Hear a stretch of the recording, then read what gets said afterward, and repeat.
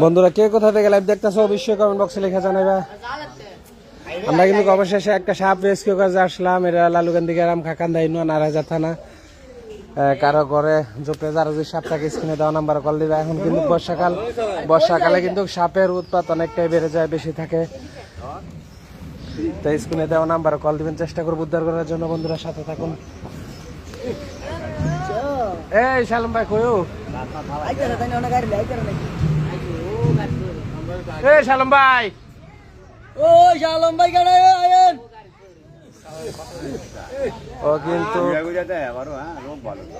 কেউটা সাপ, এই যে দেখো এই ধরনের সাপে কাটলে। হ্যাঁ বন্ধুরা কে কোথা থেকে লাইভ দেখতেছো অবশ্যই কমেন্ট বক্সে লিখে জানাইবা। রাখ